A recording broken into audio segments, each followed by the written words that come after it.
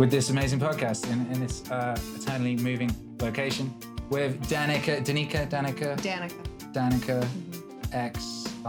Yeah, it's pronounced 19, but... Yo! Comic Book Girl 19, the artist formerly known as Danika 19 is in the house. Woo! What up? We have just been working on DUNEWAVE 2. I used to say Dune, now I say Dune. Dude. Because I adapt. I think acclimatize. You could go either way, though.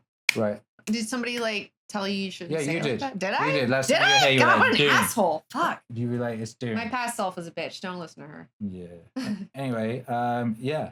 So if you enjoyed DUNEWAVE 1, you're going to enjoy DUNEWAVE 2 way more because a lot more thought is going into it. Oh, yeah. The first one was just an experiment where we were playing around. We didn't kind of know what we were getting into. We were just seeing what happened, and something came together. That was really awesome. And you sent me some audio, and I turned it into some songs. Yeah. And it came out good. Dude, it came out so good. I knew it was going to be good. But then when you sent it to me, I was just blown away. I mean, it was like my hot summer. I feel like an asshole saying this, but I listened to that shit so much last summer. It was just like a soundtrack to my life. Riding around on your bicycle, right? Yes. And in my car, blasting my DUNEWAVE.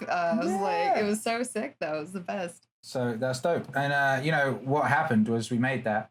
And then that kind of summoned into existence, they're making a movie of it. Yeah, right. Which I'm pretty sure was us. Yeah, oh yeah. And they stole my guy from Blade Runner. I was wanting more Blade Runner, but whatever. Villeneuve. Is that how you pronounce it? Yeah, that's what I heard. That's what they told me. What did you think of that Blade Runner movie? I thought it was a worthy successor. Yes. I thought he did a fantastic job. And I think it was almost to a fault.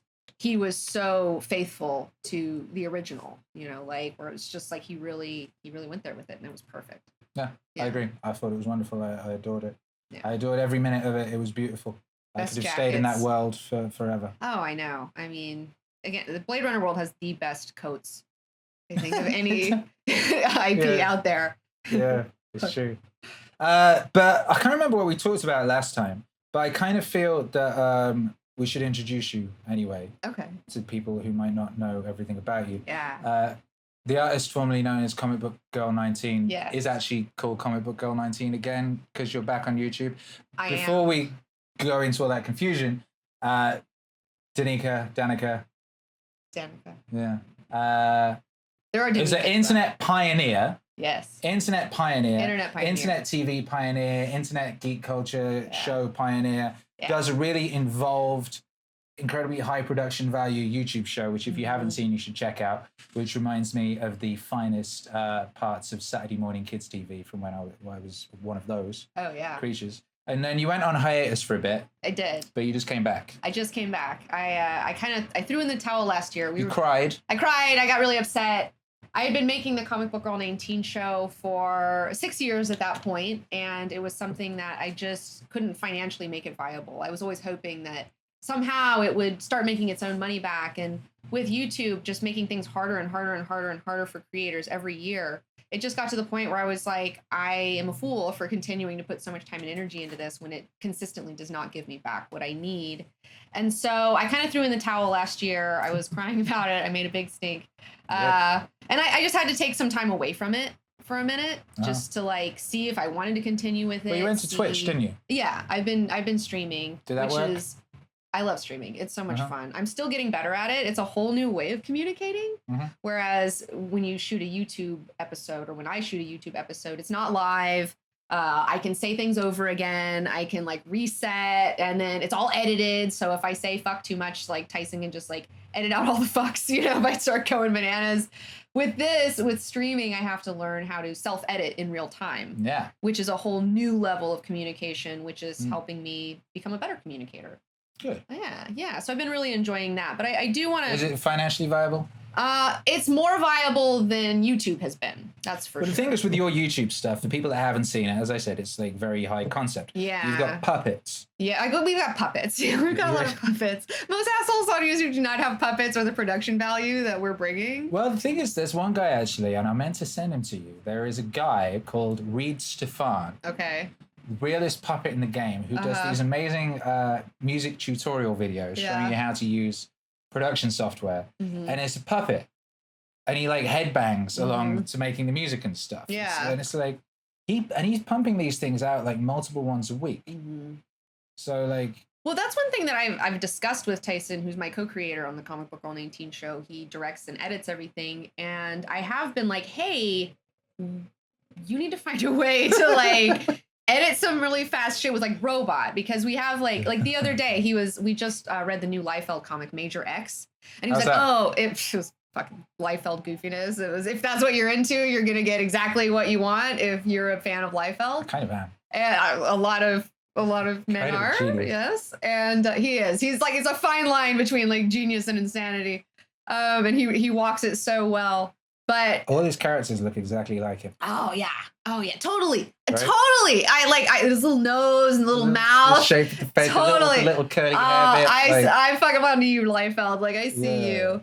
But I was like, yo, like he was like, oh, you should review Major X. I'm like, honestly, Robot needs to do that. Like, it would be cool if he could find a way to just do like Robot reviews that are quicker and easier that he could just and you don't have to do any work. Yeah, exactly. Amazing. Exactly. That's the idea. So we'll see. Maybe we'll get there. But you brought it back. Yeah, I just brought it back. We're doing the case for Scott Summers. Yeah, I watched it. Yeah, because I feel like Scott has been misaligned. Cyclops from the X-Men. A lot of people don't like him because of the movies and also because of this Looper video that got like 3 million views, and I wanted to set the record straight on he's been a dick in the comics for ages as well. I mean, he is I'm not saying that you have to like Scott Summers. I'm just saying you can respect him. You know, you can. I haven't read an X-Men comic since Grant Morrison's new X-Men run. Right. Which was a wonderful run, and I recommend it to anybody. Absolutely. Who's that Corky kind of kid? The Beak. Yeah. He's a great character. Yeah, they haven't been using him at all. Yeah. It's like, that's what they do with Grant Morrison. He comes in, he creates like a slew of awesome characters, and then nobody knows how to write them because they're not Grant Morrison. And so they just kind of, a lot of them slink off into the background, and the Beak is one of them that hasn't been around. Apart from Damian Wayne. Yeah. Who really stuck around. Damian Wayne, Grant Morrison wrote a character into the Batman world that was basically Batman's son. Yeah, with Talia al Ghul. He's like a bad little mother. He's like a bad little motherfucker. He's like Bruce Wayne on steroids, where it's like, you think Bruce is dark and brooding. Wait till you meet his fucking son. Like, Damian makes Bruce look like a lighthearted dude. It's crazy. Yeah, he's a hardcore little shit. Well, his mom's Talia fucking al Ghul. Like, you know, she trained him since birth.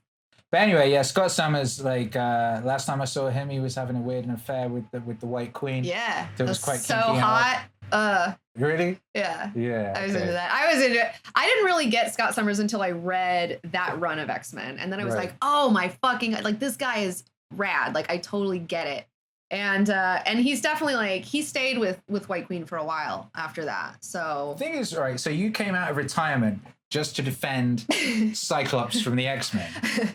Well, I mean, there was a little more to it than that behind that decision, because I also had a fashion line that I just dropped. Yes, and it was a casual cosplay fashion line, 19 brand fashion, and it was inspired by X-Men characters, and Scott was one of the characters that my tops are inspired by. So. Yeah, so the idea is, you're making kind of casual clothes that are based upon costumes of superheroes. Yes. Which is a very good idea. So yeah, Wolverine inspired polo, Cyclops inspired pullover, and then a Gambit wearer hoodie which was the one that took me the longest to work out what it was. Yeah. Because he always has the coat on. I think that's what it was. Yeah. I couldn't quite work it out. There's no brown coat here, but yeah, it's Gambit. Yeah, Gambit was popular in the 90s. If you don't know who Gambit is, because he was never really in the movies. Right. He was very popular. He was Cajun. He like flung cards around. Kinetic cards. And he had a stick. Yeah. And a big coat. Yeah, and he's kind of like he's like a fuckboy for sure of the team. It's like they took, so you had Wolverine, who's like hot and a loner and angry, but he's like ugly and like short. And they were like, we want to just take that formula and like make a hot one. Yeah. You know, so they kind of took that loner loose cannon thing and created Gambit. But honestly, Gambit's never been my favorite, even though his outfit is dope as fuck. I mean, he looks so cool. You remember those things? All superheroes in the 90s had a kind of face mask. Yeah. It was like Jim Lee. It was like you'd pull the sock on the head or something, and then you'd cut out the middle. Yeah. And I was never sure how these things stuck to their faces. Right. Like, what do you call that? Does that have anything in real life? I've been thinking about, like, it looks cool, and I would like to make one and figure it out. And I made one in the past, but it was just for like a Jean Grey costume, and it didn't work, and it wasn't practical. It was just like for a Halloween costume. So I have made one in the past. But I don't know what the fuck those are called, but I do want to make some because they're so cool looking. Stan Lee's thing was always that like superhero costumes, they're not costumes, it's just they're naked and painted. Yeah.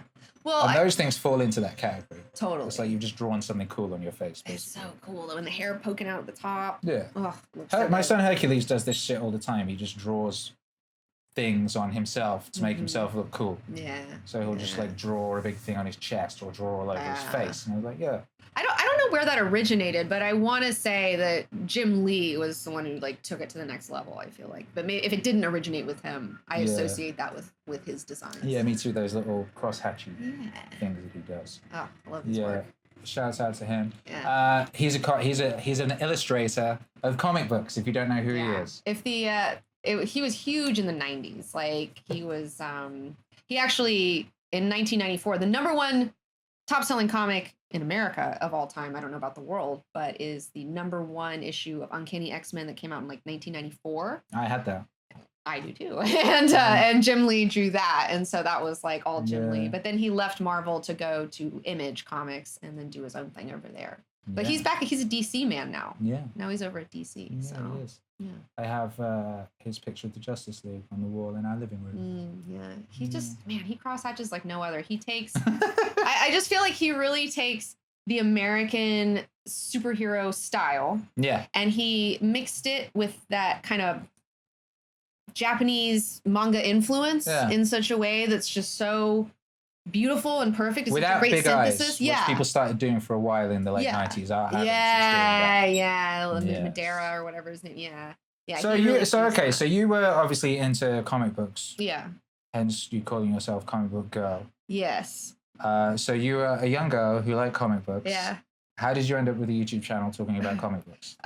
So my creative partner Tyson, he's a production wunderkind, and I was watching him create these like short films and stuff that would take forever to do, and I was helping them on some of them, and eventually I was just like, yo dude, like we gotta do something that's like cheaper and easier, and just like get me drunk on the couch and have me talk about X-Men and let's see what happens. So you being drunk has always been a part of it. Yeah, because I was like really influenced by drunk history, because like before we started doing the show, I would just get drunk and start spouting off about the X-Men because I didn't have any friends who were really like reading it. So like it would just be like me yelling at him about it. And I've always thought it was pretty humorous when I talk about it. And I guess I put it on the internet and other people thought it was pretty humorous too.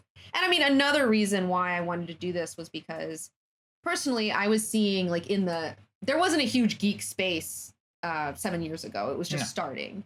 And up until that point, you had like G4 TV and things like that. But a lot of the female representation in the geek space was models reading, a teleprompter. Yeah. Just like reading what they were told to read. Yeah. And it's, and that's cool. That's fine. But I just wanted to see more representation of women who actually read this stuff and was into it and had something interesting to say about it versus just someone reading something. Geek the fuck out. Yeah. About the naivete. Yeah. So, and I was like, well, if nobody else is going to do it, I'll stand up and do it. And then now, I mean, since then, we've had so many amazing women join the space, and it's been really awesome. But I'm glad that I feel like I helped champion that and get that going. You're the first person I saw. Well, but like male or female, you were the first person I remember seeing talking in depth about comics in a sort of natural, in the way that you would talk with your homies. Yes. Which is why why podcasts kind of one of the many reasons podcasts have blown up, because it's kind of listening to people talking about things in the way that you would talk about things with your homies. Yeah. And sometimes you don't have homies. Right. Especially when you get older and you have less and less friends because you're working or you have a family or whatever. You don't have a bunch of that social shenanigans going on. No. So you need someone to hang out with. Yeah, so. I have zero. And that's like my mutant power, is like being cool to hang out with. So it's like, I don't know about other things, but that one I'm really good at. And I can translate that online really well. So you saw something that needed to exist and made it exist. Yeah. And that was it. And people liked it, and they were into it, and they've been supporting me ever since, and I've been able to make it a full-time gig. Yeah. Yeah. Yeah. Despite puppets being expensive. Right. And YouTube being annoying. Oof. It's like, it's so much work. But the puppets, I grew up with Pee Wee Herman. I love Pee Wee. Mystery Science Theater 3000. Those things, I don't know. I love people with puppets, and I just think they're so charming. So to be able to put that on my show has been really awesome. I have a robot sidekick named Robot. I have a space brain who's like just this sweet little space brain, who's very naive and innocent, and he's from another dimension. He's just trying to learn about humans, but he doesn't know anything, and he's kind of a dork.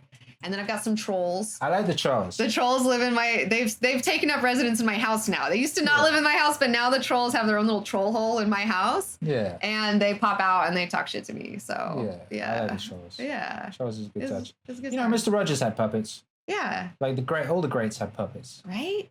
Yeah. I feel like I grew up with Mr. Rogers too. I love puppetry. Totally. I feel like I'm doing like a weird Elvira mixed with Pee-wee mixed with like Mystery Science Theater 3000 thing. That's dope. And I always think about this. It's easy to get annoyed at YouTube. Yeah. And these things. It's frustrating. It's also important to remind oneself of what an amazing opportunity it is. And that when we were little, the idea that anybody could have their own potentially TV show about anything and potentially thousands, hundreds of thousands, millions of people could watch this.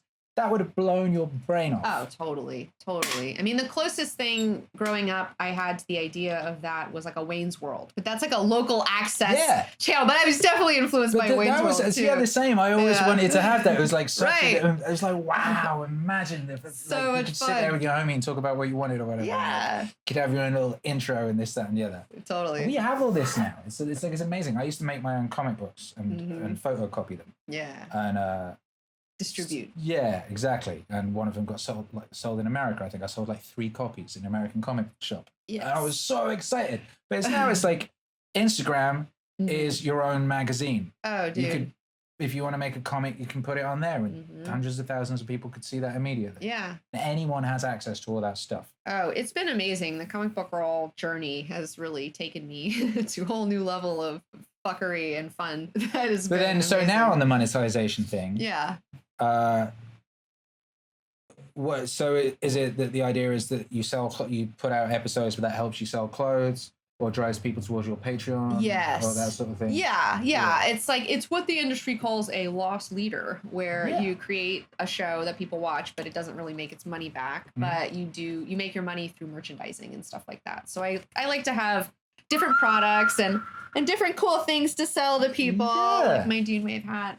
We sold some merch. So yeah, so that's kind of how I stay afloat, is through my money-making schemes that I call them, that I come up with, where whether it's doing a book club and selling a box to go with that book club that includes the book, or whether it's doing DUNEWAVE and selling albums, or whether it's doing a calendar. Like I did a Not Safe for Work calendar. Last time you were here, you were getting ready to do that. Yeah. And you did it. How did that go? It was great. It was like a lot of work. It's like a lot of work to take a bunch of crazy, awesome photos, because I'm extra.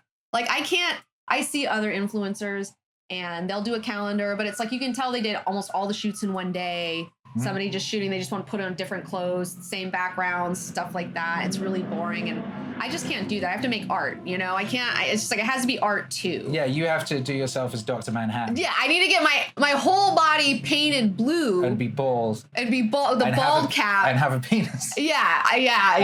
And then not sure, then wonder whether to include the penis. Right, and I'm like, do I go it in the end or not? I included a sticker of the penis. Wow. So if somebody wanted to put the penis on there, they could. But I was like, I just didn't have the right penis for the image. I needed a more, it sounds weird saying this, but I needed a more feminine dick for put on me, because the one that I had photographed was just very much a dick, and I just need something a little more girly. Yeah, you're right. That does sound weird. Yeah, it sounds weird, but I mean, I don't know. I follow some trans girls on Twitter.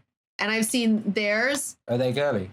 Yeah. Really? Yeah. Hang on, I'm confused. And she called it her girl nugget or something. I get confused. Is a trans girl a girl with a penis? Or yeah. Chick with a dick. So that's T-girls. Is that a guy who's transitioned to a girl, or a girl who's transitioned to a guy? A guy that's transitioning to a girl. T-girls are guys who are transitioning to girls. Right. Yeah. But they've still got penises. Yeah, but they still have chicks with dicks. Okay. Yeah.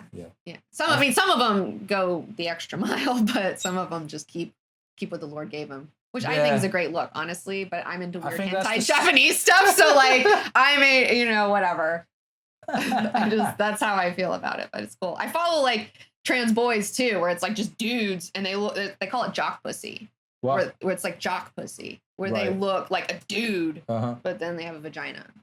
Yeah. And it's like I don't know. I think it's kind of awesome. Yeah, it's a beautiful world. Yeah, I don't know. I like weird shit. Yeah. I'm into it. Whatever. Yeah, we're in the future. I know.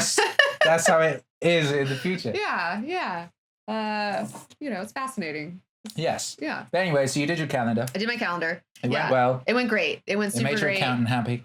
Yes, made my accountant happy.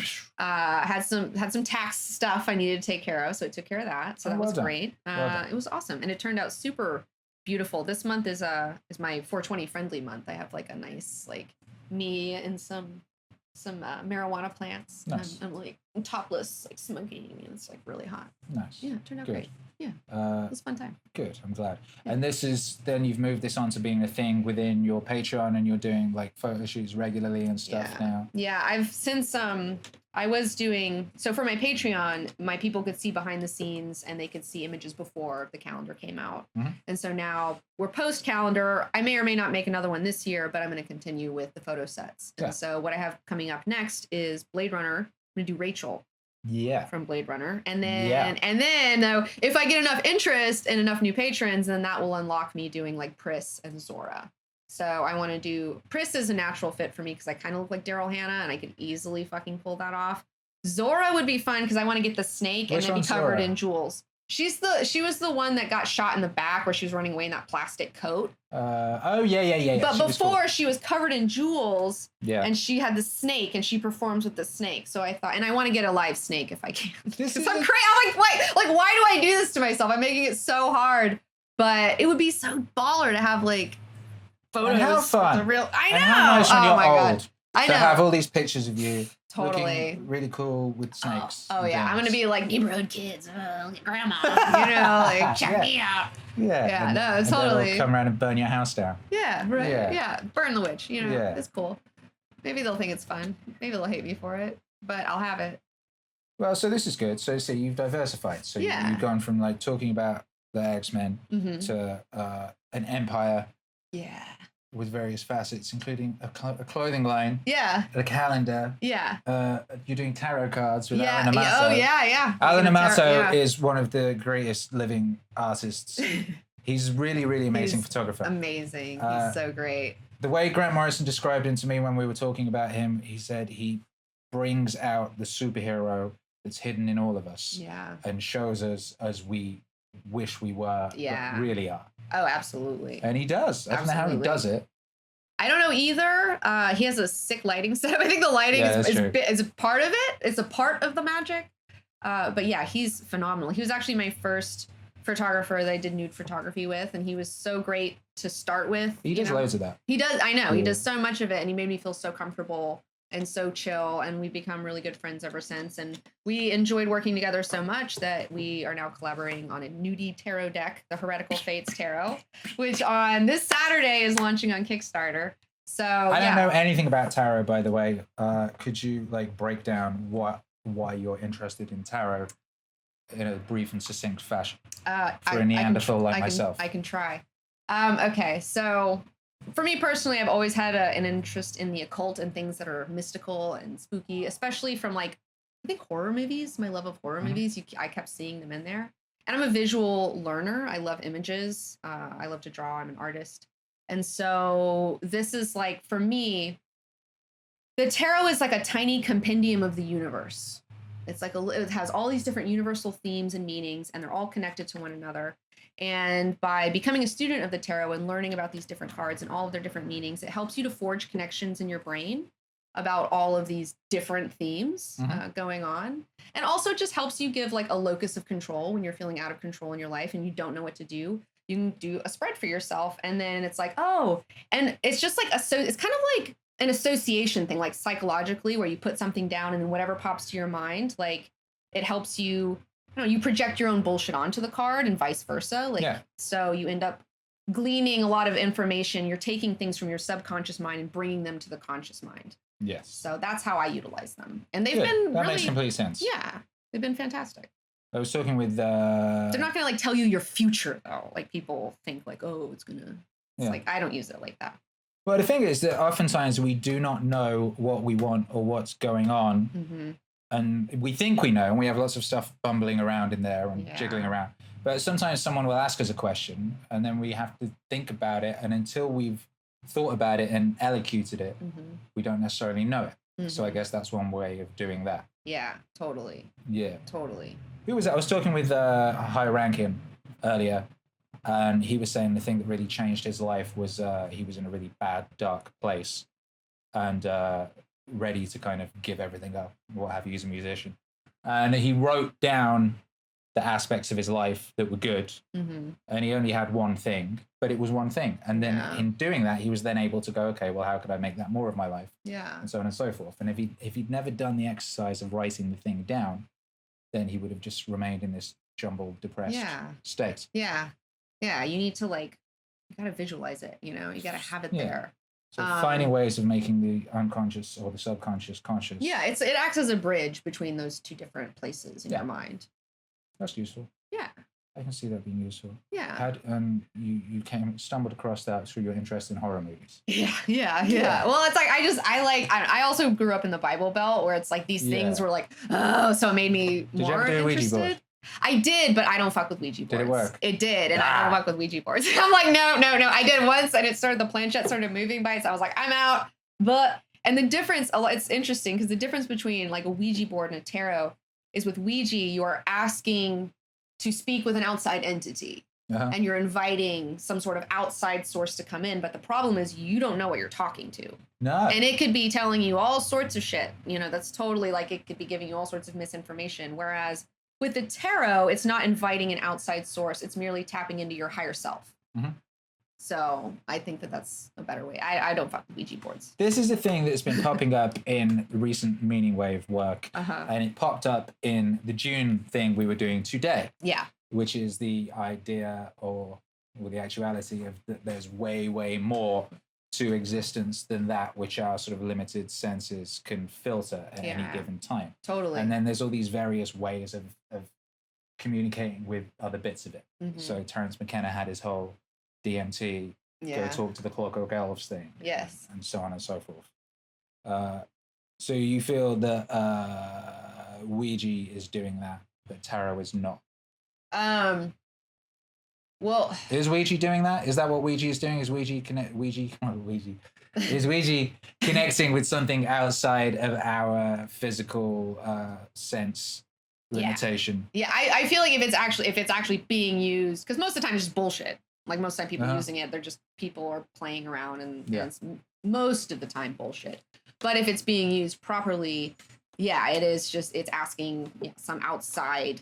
Have you ever had any experience with outside other than that Ouija wiggle? One time I was doing this.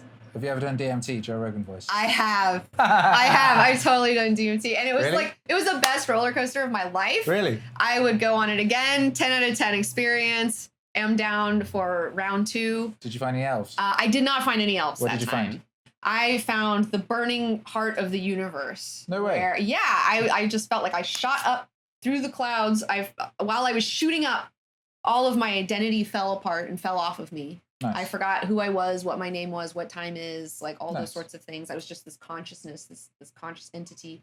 And I was put in this place, which I felt like was the heart of all creation. And it was behind me. It was interesting because I had earlier that day prepared myself for doing this. I was like, this wasn't a fun time thing. This was like, I'm going to learn some stuff. I'm going to go in and like do some stuff here. And I picked the Metatron and Angel and the Shekinah, the bride of God, to be like kind of my guides for this. And so when I was up there, I felt 2 forces behind me kind of steadying me. And I just heard mother, father, mother, father, mother, father. And then in front of me, I saw this MC Escher tableau of all of these patterns and colors and symbols flashing into one another, turning into one another, like smushing into one another in insane ways that you just like cannot even comprehend. You're just like, what is this? Like, this is so much to look at. And then like, it's like and I saw, and then I started to kind of fall back down. And then as I fell back down to reality, or to this reality, I was like, I screamed it when I started remembering who I was. And then my identity kind of came back. And then I was like, back in the backyard of some person in Alabama. So wow, it's crazy. Have you done it? No, not DMT. What was the other thing that I deviated you from? Oh, that you were about what was to that? Yeah, that was a good question. What was I going to say? Connection with the other, or communication with the other, or experience of the other. experiencing the other. Fuck. What Jordan Peterson referred to as the mysterious. Yeah. On track, was it 2 of JBP Wave Paradise, where he was so wonderfully said, "I've experienced the mysterious. It's very mysterious." It's mysterious. That's like the way to put it, for sure. For Yeah. sure. Yeah, I don't remember what my thought was, but it was something really smart, and now it's gone. Huh. I do that all the time. Yeah, that's my fault. But yeah. Oh, never mind. anytime to talk about DMT, I'm here for it. I like it. It's so much fun. Yeah, it's definitely very high on my to-do list, particularly after making that McKenna record about his clockwork elves, which he describes as self-dribbling jeweled basketballs. Yes. That reminds me of the biblical, when they describe the wheels. There's like these angels that are called wheels, and they have all these flashing eyes, and they're like round, and it kind of makes me think of that a little bit, that description. Yeah. That's interesting. Yeah. Some angels aren't just dudes with wings. Some of them are like crazy burning wheels of eyes. It's crazy. But yeah, I'm down to talk to the machine elves though. I'd be down for a meeting. I'm here for it.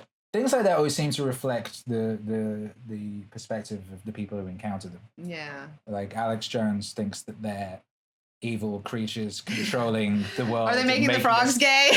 You know, he was right about that. Really? You know, that turned out to be true. Really? They're not just gay, but trans. Oh, shit. The frogs were not only turning gay, but they were also switching gender. Yeah, well, like in Jurassic Park, where they said that some frogs, when they're in a certain environment, they'll change gender if there's not enough of one or something. Oh, is that how I was? Yeah, that's how the dinosaurs became girls. I was trying to work that out. The frog DNA. So we rewatched all those Jurassic Parks over Christmas because Hercules is obsessed with dinosaurs. Well, obviously, he's a boy. He's a small boy. Yeah. So we had to watch all those Jurassic Park movies, and they just got worse and worse. The most recent one was so bad. Oh, but I didn't understand how, because they were all girl dinosaurs, right? Yeah. And then suddenly they were reproducing. Yeah, it was the frog DNA, where some of them were just turning so that they could. Life finds a way.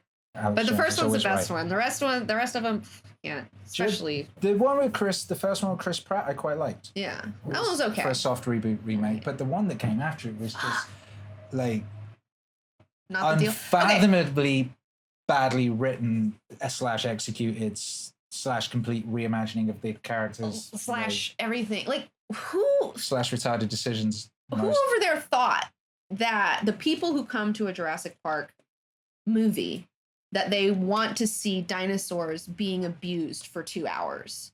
In that movie, we saw them being shot, stabbed, teeth pulled, dying in volcanic ash, drowning in the ocean, being choked by a poison cloud. Like, it was just like, I don't want to watch dinosaurs be tortured for like 2 hours. Like, what is this? You want the nice scene of the peaceful herbivores where they play the expiring music. Something and go, peaceful herbivores. Fuck, it was just like, I felt bad, like just seeing these animals just being like destroyed and hurt. I was like, what? This is not what I want. I want to see. Well, it was like animals. this stopgap movie so they could get to the point at the end where it's like what I thought Jurassic World was going to be from when they first announced they were making a movie called Jurassic World. Yeah. Which was like, oh, right, the dinosaurs escaped and then they're all over the place. Right. Cool. That's a great idea for a film. No, you're gonna then it's so interesting because at the beginning of the film you have a legacy character of Dr. Ian Malcolm coming back. He is saying Jeff Goldblum. Yeah. And he's saying we need to remember his character name. Some fucking Jeff Goldblum fanatic. Like I've been in love with him for a long time. He's a bad dude, he's so seductive, obviously, and he looks so good still. I really know how to pick him because I've been having a crush on him for like since I was a kid. Like he was one of my first celebrity crushes. But he was saying in the beginning of the movie, let him die. Let these, the nature has chosen them for extinction yet again. Do not let him go. And then now, so you have our character who also Ian Malcolm was right the first time in the first Jurassic Park. He was right. And so now you have him, this guy who was right, saying, let him die. But then our main characters who we're supposed to love are doing the exact opposite of what our legacy character has told us is the good idea, which is like puts the audience at odds with what Claire and what's his face are doing, which I was like, what? Why would you do that? Like, that doesn't make any sense. And then what's with this little clone girl? I know, yeah. I'm gonna release all these dinosaurs out on the world, right? Because they're like me. They're like me. It's just like, oh my god, yeah. But but the Indoraptor was rad. I'll give him the Indoraptor, that black and gold raptor at the end, who was like crazy, I scary. don't even remember it. Yeah, it was like the big bad. I'm so sick of these made-up dinosaurs. You don't need to make up dinosaurs. There's enough actual ones, and they're really cool. I know, and there's like, and I just need more stego fights. Honestly, I need way more stego action. Like I've seen a little, like I think in the second one there was some stego action, but I have not gotten enough of that. I don't know what it is about those little tiny headed dudes, but I'm into it. Yeah, I feel you. I agree. Yeah. So you've basically positioned yourself as a pop culture authority, yes, and commentator. Yes, in on many dumb pop culture things. Yeah, yeah. Are you Game of Thronesing? Oh yeah. Oh yeah. I'm big Game of Thrones. That's actually a huge portal. Some of my biggest videos are Game of Thrones videos. I did Epic Histories. Oh, of I the Great forgot Houses. you did that shit. Yeah. Oh shit! I might have to revisit those because I'm really going fucking deep. Yeah. On the all that stuff right now. I've been rewatching. I rewatched I got up to the Red Wedding again last night. I've been listening to these geek out videos on the way home from the studio every day. I've been listening to them going to sleep. I know more about the history of Westeros and its various houses than I do about the history of the so-called real world. Right. Which I'm wondering about. I don't know if that's a good thing or a bad thing or what that is, but it's true. It's true. It's true. Fictional universes are so much fun to get lost in, though. I mean, that's one of the things that I really enjoy is getting lost in a fictional universe, whether it's X-Men and Marvel, whether it's Game of Thrones and Westeros, whether it's Dune. You know, it's like I'm just about those really massive fictional universes. And like there's just such a great one. And the way that he presents it is so realistic. I mean, you really go right into it and it's just a wonder to behold. But I need to bone up on like what's going on because I like don't the last season was like 2 years ago, so I'm like, it wasn't very good either. I know, and I don't think this season's necessarily gonna be good, but I mean I'm here for it. It's still amazing. I have to keep. It's like the YouTube thing, right? I keep having to reminding myself that all right, it's not as incredibly great as it started out as a show, and it's not as incredibly great as the books, but it's still a goddamn joy and a wonder and the best thing that's ever been put on a screen. Yeah. For the most part, it's like an incredible artwork, and you know that humans have done, and we should be proud. I know. But at the same time, everyone's a retard in that show now, and they're all annoying. It's because TV writing. They ruined Tyrion. They've ruined so much. They went off the. You know, George hasn't finished. And they ran out of book. They ran out of book, and so they had to go off the reservation, and they had to start writing their own shit. And it just turned into TV writing versus. They invented the Night King. The Night King isn't actually in the books at all. That's an actual complete. I thought he was mentioned, but he hasn't been a character yet. No, old Nan spoke of the Night's King belonging to the Night's King, and the Night's King was Brandon Stark, who was a Stark who fell in love with a white-skinned, cold, blue-eyed woman from north of the war. Back at the beginning, back in the Age of Heroes or whatever. That was the legend of the Night's King. The Night King character, the leader of the others, doesn't exist in the books, nor will he. He's a creation of the show. Sometimes I force myself to watch those after the show things, even though they always annoy me because everyone in it sounds like they don't know. This isn't like that. I know more about this than you guys are making the show. You feel like an asshole. But like they invented the Night King because they wanted someone to connect us to. Yeah. In the book, all there is the god is the Great Other, who is the god of the others. Yeah. Who are the White Walkers in the show. There is no Night King. Okay. Which is like a major thing. Because you've got this. He's leading them down. So I don't know. What's the end game in the book? I don't know. Like we have Winds of Winter that he's been working on for a long time. Allegedly, I don't know if he's been working on anything at all. I think he's working on it. I feel bad for that poor fucker. I feel so bad for him because like I would be as an artist, not as a business person. I would be bummed if I was spending like decades of my life writing these books and then a show comes along, takes over, blows past all your work, and then it's like, now we're going to finish your story before you get to finish your story. And like that would take the wind out of my sails a little bit. Well, it's his fault for taking so long.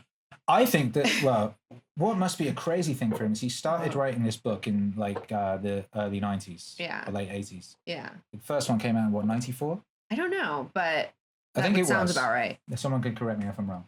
At that point, there wasn't the internet. Certainly not like the internet now. Now we're at the point where anything he might have written has already been guessed on a forum. Yeah, sucks. Right? So he's good.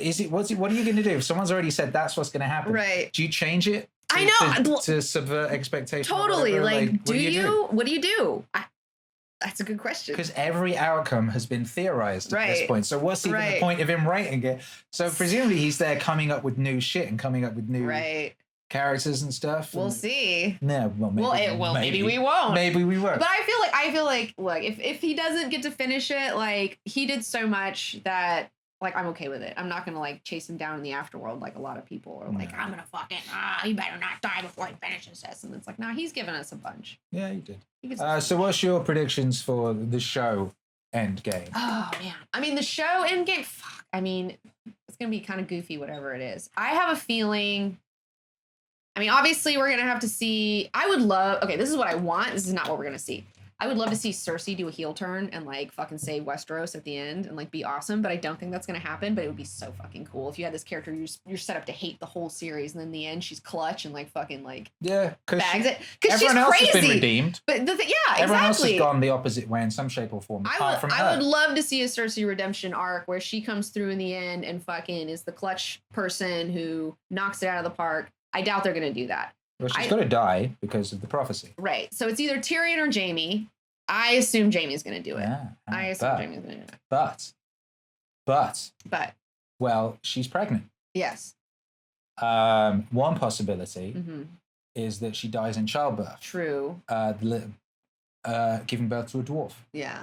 Oh, that'd be sick. That'd be so good. Right? Yeah. And that's the little brother. But I want her to see the dwarf before she dies. I want her to know, you know. Yeah, like, well, she'd have to, yeah. Right? Like, be like, no, fuck. Like, that probably won't happen in the show. Well, but, okay, what if, so the Night King, he wants male babies. Like, they need male babies for their army. Yeah, and there's loads of them, so I don't know why that's such a difficulty. But what if she's pregnant? So what if she seals an alliance or something with him by giving her his baby? All right, so here's the thing. What if there's a marriage alliance? Right, so there must be something special about Craster's babies, because you can get flipping babies from anywhere. Yeah, but babies all over the place. Yeah. Right, so Craster must have some kind of blood.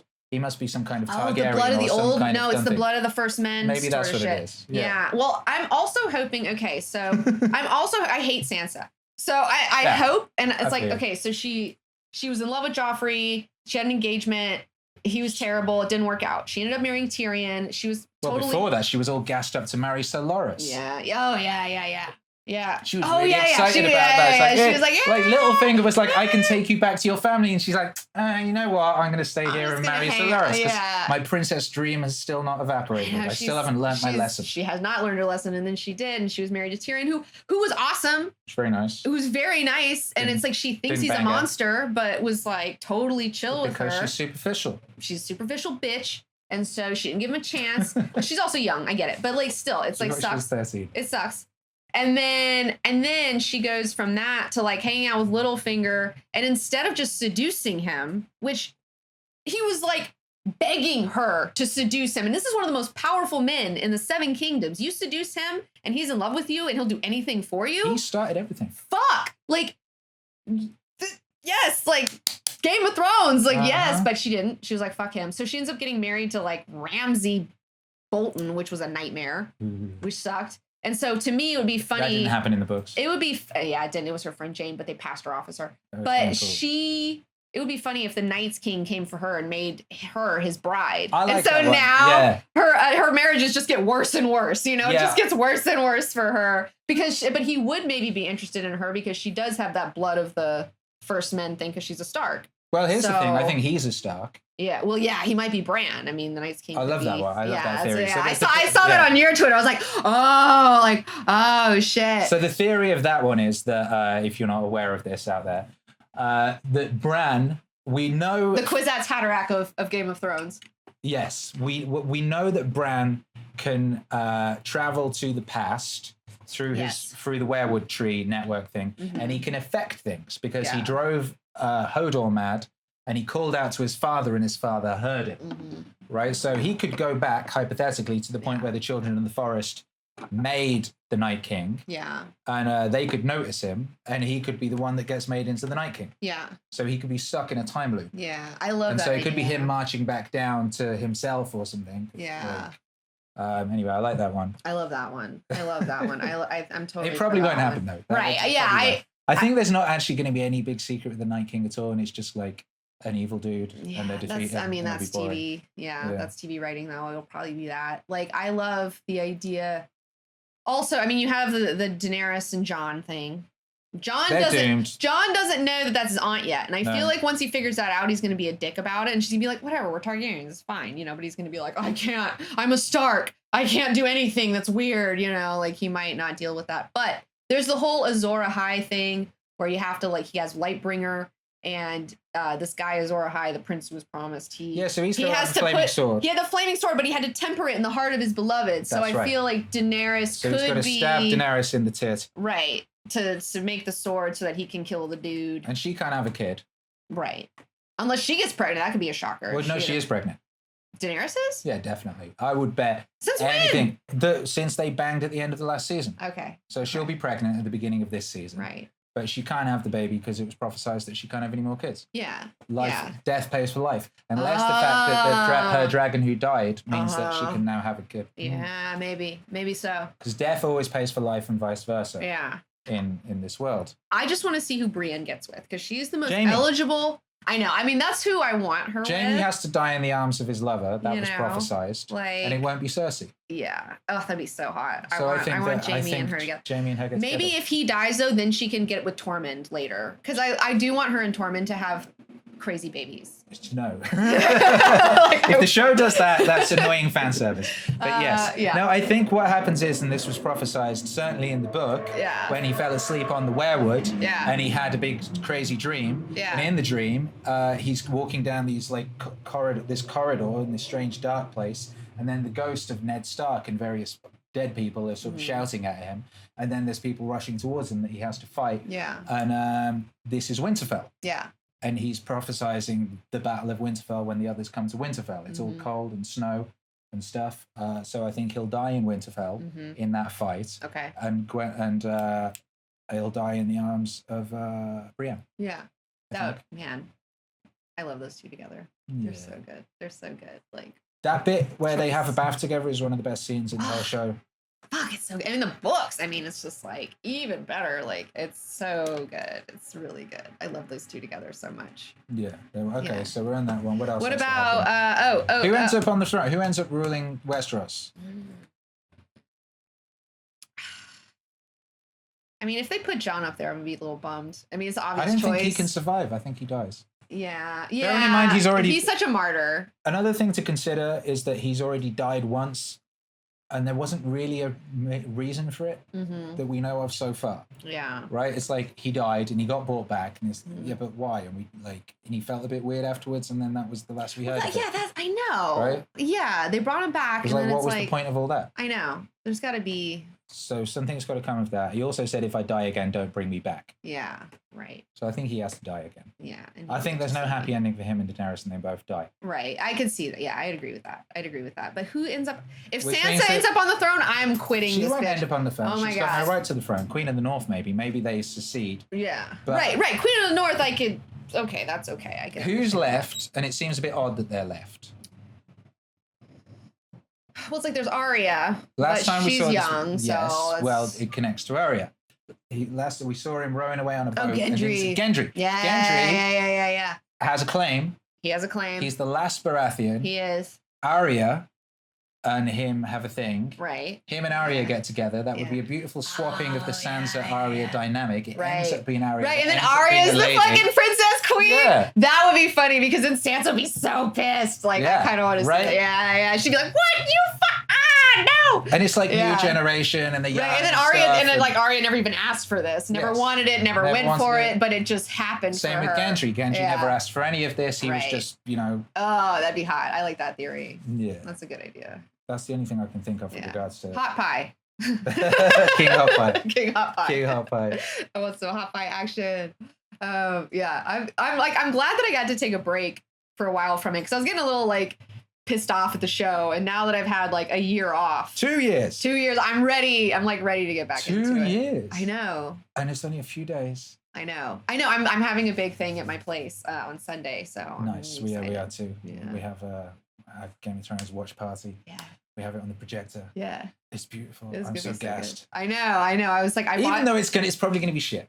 I know. Well, here's the thing. Like, here's something that's interesting to me about Game of Thrones is I like a lot of really niche stuff Uh-huh. that, I mean, yeah, superheroes have blown up recently and Dune is getting ready to blow up, but Game of Thrones is something that, it's like, generally I like things that I can't share with a lot of people. Uh-huh. And with Game of Thrones, it's like blown up so big that it's this cultural zeitgeist, and I can really for once like share in the, hey, we're all in this, you know, I'm excited to be here too, and you guys are here. And it's actually like the social aspect of Game when of Eric Thrones. Weinstein was in here, he was saying how one of the problems with where we are now is that we don't have shared experiences as a sort of culture anymore. Yeah. But we do.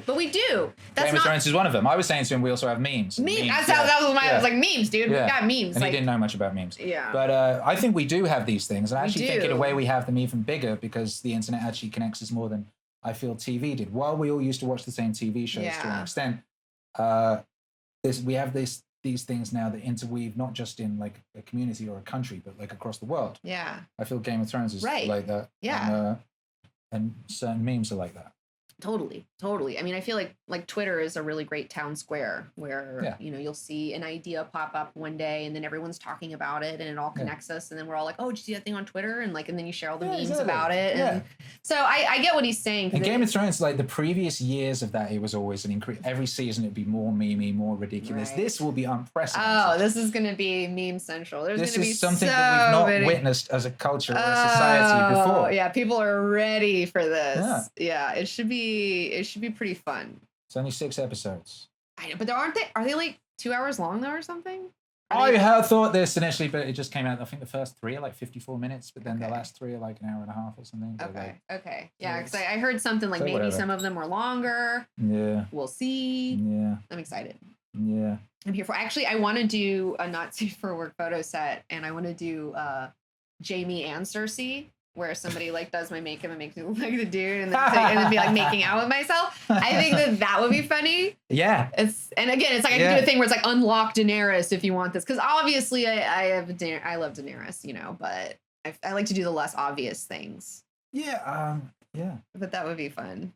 I wonder if there was so much nudity and rudery in the first season. Oh yeah. And the first, and then second and third, and then they pulled it back. They just totally pulled it back. But this season's got to be because the way it's story structure, it'll be mirroring the first one a lot. So there has to be a bunch of brothel scenes. I mean, I'm for it. A lot of people complain about it. I don't have a problem with it. No, it's nice. It's part of life, man. Yeah, weirdo. And it's part of the Game of Thrones. It's cool. Yeah. Yeah. I honestly, it's kind of fucked up, but I feel like we should have brothels now. I mean, we kind of do in like Nevada, but.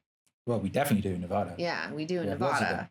You can drive out in that direction a couple of hours and you can go a bunch of brothels. And they make reality TV shows about them. Right. I'm not against sex work, so. No.